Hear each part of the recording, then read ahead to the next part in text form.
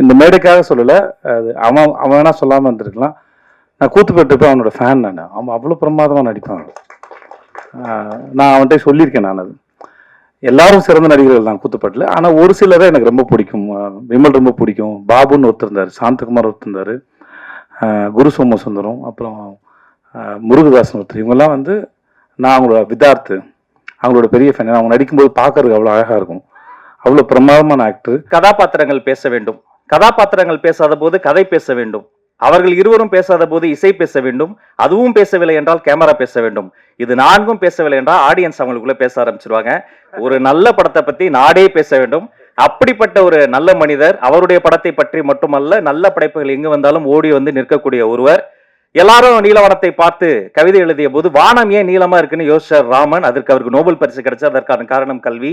எல்லாரும் வாழ்க்கையில எதையாவது சாதிக்கணும்னு ஓடுகிற பொழுது சாதாரண மக்களும் எதையாவது சாதிக்கணும் என்று ஓடக்கூடிய ஒருவர் மக்கள் செல்வன் விஜய் சேதுபதி அவர்கள். என்பது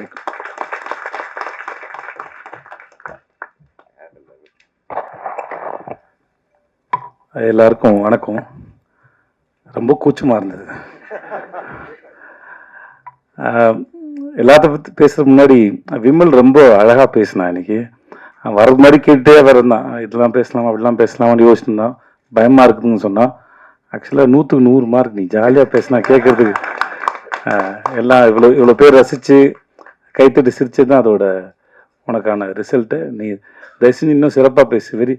ஏன்னா நான் இந்த மேடைக்காக சொல்லலை, அது அவன் வேணா சொல்லாமல் இருந்திருக்கலாம். நான் கூத்துப்பட்டு போய் அவனோட ஃபேன் நான். அவன் அவ்வளோ பிரமாதமாக நடிப்பான். நான் அவன்கிட்ட சொல்லியிருக்கேன். நான் அது எல்லாரும் சிறந்த நடிகர்கள் தான் கூத்துப்பட்டில். ஆனால் ஒரு சிலரை எனக்கு ரொம்ப பிடிக்கும். விமல் ரொம்ப பிடிக்கும். பாபுன்னு ஒருத்தர் இருந்தார், சாந்தகுமார் ஒருத்தர் இருந்தார், குரு சோமசுந்தரம், அப்புறம் முருகதாசன் ஒருத்தர். இவங்கெல்லாம் வந்து நான் அவங்களோட விதார்த்து, அவங்களோட பெரிய ஃபேன். அவங்க நடிக்கும்போது பார்க்கறதுக்கு அவ்வளோ அழகாக இருக்கும். அவ்வளோ பிரமாதமான ஆக்டர். இந்த படம் இந்த சார் வந்து விமலுக்கு வந்து மிகப்பெரிய ஒரு கம்பேக்காக இருக்கும் நான் முழுமையாக நம்புகிறேன். அது இந்த மேடையிலேருந்து தொடங்கிடுச்சு. உனக்கு வாழ்த்துக்கள். ரொம்ப நன்றி. ரொம்ப நல்ல படம். அப்புறம் இப்போ எனக்கு தடுமா இருக்கு. போஸ் வெங்கட் சார் வந்து நான் ரொம்ப நாளாக நான் சீரியலில் அவர் நடிக்க ஆரம்பித்தது மெட்டி ஒளியில்னு அவர் பார்த்துட்ருக்கேன். 20 அவரோட இன்டர்வியூ படிச்சிருக்கேன். நான் அவர் சந்திக்கும் போது நான் சொல்லியிருக்கேன். நான் அவர் ஆட்டோ ஓட்ட ஆரம்பிச்சுன்னு நினைக்கிறேன். 500 ரூபா சம்பளமா? ஓகே, நான் கூட சொல்லிட்டேன் போல இருக்கு.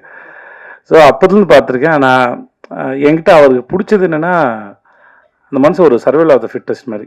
ஒவ்வொரு முறையும் தான் நினச்சதை ஒரு இடத்துலையோ ஏதோ சேஃபாக நான் சந்திக்கும் போது கேட்டேன். நான் சார் ஆட்டோ டிரைவராக இருந்தீங்க சார், அதுக்கப்புறம் சீரியல் ஆக்டர்னு அங்கேயே தங்கி இருந்திருக்கலாம். தன்னோட பவுண்ட்ரிஸ் வந்து புஷ் பண்ணிகிட்டே போயிட்டே இருக்கார், முன்னாடி போயிட்டே இருக்கார். இப்போ வரைக்கும் அதை செஞ்சுட்டே இருக்கார். எங்கள் கூட விடுதலை பண்ணும்போது கூட இடைவெளியில் வந்து அவர் அரசியல் புஸ்தகங்களை படிச்சுட்டு இருக்காரு. அவர் தன்னை தயார்படுத்திட்டே இருக்கிறது வந்து ரொம்ப அழகாக இருக்குது. அது அவருடைய முகத்தை இன்னும் ரொம்ப அழகாக வசீகரமாக்கிட்டே போகுது நான் நம்புகிறேன். அவருடைய அரசியல் எதிர்காலத்தையும் நான் வந்து அவரோட எதிர்பார்த்துட்ருக்கேன். அவர் பேசுகிறத கேட்கறதுக்கு, அரசியல் விஷயமா அவர்கிட்ட பேசும்போது கேட்கறதுக்கு ரொம்ப அழகாக இருக்கும். அந்த படங்களை பற்றியும் முக்கியமாக அந்த சார் படத்தில் இருக்கிற வசனங்கள்லாம் வந்து அப்படியே தெரிக்குது. ஒவ்வொரு வசனமும் வந்து நம்மளை உட்காந்து நிற்க வச்சு அதை யோசிக்க வைக்குது. பசங்களை ரொம்ப பிரமாதமாக இருந்து நான் படம் பார்த்துட்டேன். எனக்கு படம் போட்டு காமிச்சாங்க. படத்தில் நடித்த அத்தனை பேர் ரொம்ப பிரமாதமாக இருந்தாங்க. சார் நீங்கள் ரொம்ப நல்லா இருந்தீங்க சார். அப்புறம் உங்களுக்கு ஐயோ சார் பெரிய மனுஷன் மாதிரி நடந்துக்கோங்க சார்.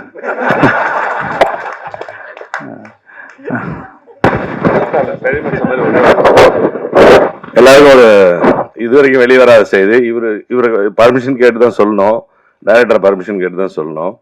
ஆனாலும் நான் சொல்றேன், ஏன்னா இப்ப இவரு விளையாட்டா சொன்னதுனால இவருக்கு அப்பாவும் ஒரு படம் நடிக்க போறேன், அதனாலதான் நான் வந்து பெரிய மனுஷத்தனமா நடின்னு சொல்றாரு அப்படின்னு நினைக்கிறேன். விளம்பர இடைவெளிக்கு பிறகு மீண்டும் தொடருவோம். சார் உங்களுக்கு அப்பா சார், உங்க பேர் என்ன சார்? சந்திரகுமார் சார். நீங்க படம் பார்த்தீங்கன்னா அவர் ரொம்ப பிடிச்சிடும். அவரோட லுக்கும் கெட்டப்பும் சரி அவ்வளோ பிரமாதம் நடிச்சிருந்தீங்க சார். ரொம்ப நல்லா இருந்தது. சாயாதேவி வந்து எனக்கு டிஎஸ்பியும் கூட நடிச்சிருக்காங்க. வாழ்த்துக்கள் உங்களுக்கும். மற்றபடி படத்தில் நடித்த எல்லாருக்கும் என்னுடைய வாழ்த்துக்கள். படம் ரொம்ப நல்ல படம், ரொம்ப நல்லா வந்திருக்கு. படத்தோட கடைசி ஆஃப்னர் வந்து நான் ரொம்ப அங்கே கடைசி ஆஃப்னர் வந்து போகிறதே தெரியல. முடிச்சு அந்த கிளைமேக்ஸ் வந்து நம்ம எல்லாருக்கும் அவ்வளோ திருப்தியான கிளைமேக்ஸாக இருக்கும். நம்ம இந்த படத்தை திரும்பி பார்க்கணுங்கிற எண்ணத்தையும் இந்த படம் ஏற்படுத்தும் நான் நம்புகிறேன். அப்புறம் ஐயோ புடி சிராஜ்.